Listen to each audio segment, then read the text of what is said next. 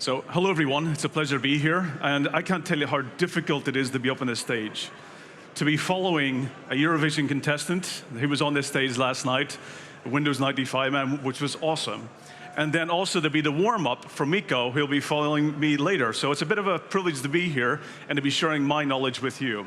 So I'm going to be taking you through a bit of a journey into how hackers become admins. And I'm going to go through and I'm going to share with you as much as I possibly can in the short time that I've got here.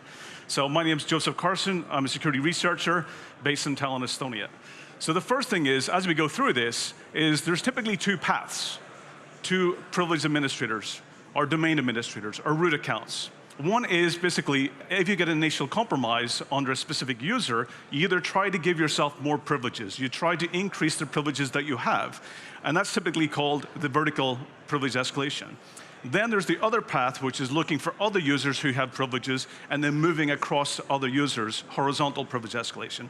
And that typically is looking for other users that might have local administrator rights or domain administrator rights or even just higher level application rights. Those are the typically two paths that attackers take. Now with that, the most common is the horizontal. That's the one that we see the most often that attackers use and abuse. So when we think about different platforms, one of the Windows side of things, that there's a few common areas of privilege escalation. Most common is around insecure service permissions or uncoded service paths. So we get into things like weak registry permissions. So those are all, I categorize those all into misconfigurations, where basically the system itself has been misconfigured, allowing an attacker to exploit those misconfigurations to elevate privileges. Then we get into the poor hygiene, where users are choosing common weak passwords. So typically having passwords or overprivileged users being already privileged or getting into be able to extract hashes from the SAM file. So those typically are around where we think about weak or poor cyber hygiene. And then also we see the vulnerability side of things in Windows, where it's about insecure GUI applications, where there's an easy path to a privileged account, or we see OS vulnerabilities, which tends to be the slow path. Attackers tend to use those where they like to stay stealthy for a long period of time, creating backdoors, and then waiting for vulnerabilities to appear, and then they use those to exploit and move up. Then when we look at from a Linux perspective, it's actually very similar, but they tend to be different techniques. There are similar things around where you've got kernel exploits or vulnerabilities. They will wait for long periods of time, look to exploit them, and then increase the privileges up. Then you get into things like where application vulnerabilities. You look for misconfigurations again and file permissions in order to change files and use those as executables to increase your privileges also. And then we get into abusive things like where in most Linux systems where they tend to prefer to disable root account and then go by the path of sudo, then that's where attackers like to take advantage of, to use sudo or set UID or get UID in order to elevate the privileges up. Or use automation tasks or poor passwords. So since I'm on the demo stage, I thought, why not, is the best way to show you how this actually works is to show you demos. So hopefully this will be educational. And some of these are actually taken from real incidents. So I'll walk you through those and explain the details. So the first one is around what attackers love is passwords. They love hashes. And they'll go around. You've got a specific part of the organized crime where they will look in order to gain access to access brokers, and they'll extract hashes, and then they'll try to crack them. In this case here, what you're seeing is an NTLM v2 hash that attackers being able to capture, sometimes through phishing campaigns or other exploited environments, and then they go through the process of actually brute forcing it.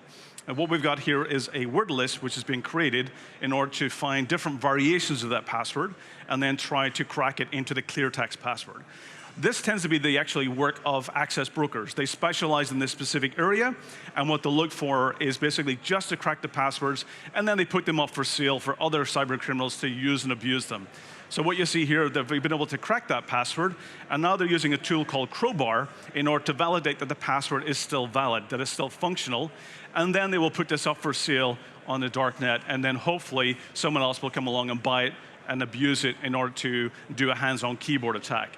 So one of the most common methods you see here, and you see that they've been able to validate that this credential does work, and then it'll be sold on. So let's move into the next demonstration. The next demonstration, this is one that was taken from a ransomware case. So in this case, the attacker's already been able to gain initial access to the system. And I'm not kidding you, simply users love to make it easy accessible for the passwords. In this case, the actual user stored the passwords in a clear text file on the desktop. But they went further and they were able to then look at what type of privileges does this user have. So one of the things that most organizations misconfigure or mistakenly do is they give users overprivileged access. So in this case, the attacker was able to successfully gain access to a user who was a local administrator. So now what they have the ability to do is then they know the path to go from a local administrator account right up to a full domain account. So they go and download some additional tools. In this case, they have what's called as automation scripts. This script is the real script that was used in order to disable security for a short period of time. So they know that protected services kick in every 30 minutes. And they have this set, so it will last about 8 minutes if the security had been disabled. They then go and make some changes. They'll create some backdoors using things like sticky keys, which is still commonly used today. Disable the security. Once they've disabled the security, the next stage what they'll do is they'll then download the malicious tools because the tools will not be detected because security is disabled on that system. Once they've downloaded this, they will make some configuration changes, which will then basically change it so that passwords will be stored in clear text in memory, and then they'll use tools like Mimikatz in order to basically extract those. So here's an example of basically changing those settings, being able to get the password of the domain administrator in clear text, and then once they've done that, they will validate that this user actually does successfully work.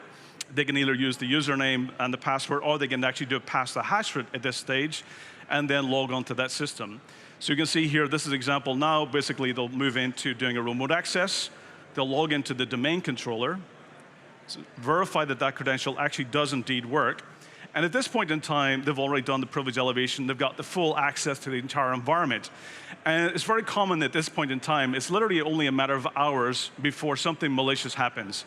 When they have access to these types of accounts, what they'll start doing is really good inventory about where the data is residing in the environment. They will then do data exfiltration. They'll try to extract as much data out of the organization before the next step is then going and launching a ransomware attack. This particular victim lost the entire digital of the business itself into things like employee records, invoice information, stock information, and they were faced with a devastating decision whether or not they were going to pay the ransom. They were fortunate enough to find a hardware migration that allowed them to do recovery from that. But you can see here also had the ability to then use evil WinRM in order to do pass the hash. Without even knowing the password, they can simply use the hash in order to log onto the system. So this is actually one that came from a ransomware case that was very devastating for the organization. The next example is inconfigured or misconfigured applications. So simply here, in the case that the user doesn't have local administrator rights, they have the ability to go and check and say, well, who am I? And one of the things that attackers are really, really good at is inventory. They have the ability to go and look through your environment and create a fingerprint or a footprint and understand about what type of applications you're running. In this particular case, they're going and taking a look around at the system. They're doing enumeration. They're finding out what's running. And they can see here that there's an application called Remote Mouse, which enables a user to remotely access the system and remotely control the mouse itself. What they're now doing is they're going to take a look at what version's running on this particular application, and they can see the version that's running. And then what they'll do is they'll tick off and they'll go and start searching to see if off the applications they've been able to inventory in the environment, is there any known vulnerabilities? And they'll use tools like Searchsploit in order to find those exploitations. So in this case, they're going to take a look and they can find that there's actually a local privilege escalation vulnerability in that particular version of the application. They will take a look and understand about how that particular vulnerability works, and then they will simulate it, and then go back into the environment using the compromised credential, and then look to elevate. So in the previous one, the ransomware one, that was one where they already had local administrator rights. But in the case that they didn't have local administrator rights, this would be one of the paths or one of the ways they would be able to elevate up.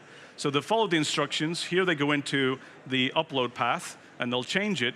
And then simply by typing the path of an executable, they can now run that executable under the privileges that that service account is running this application under. In this case, I showed you that the user was Neo in the matrix. Now, by actually executing the command prompt, you can see who am I and the now anti-authority system. So they're always looking for these methods and paths to elevate privileges up.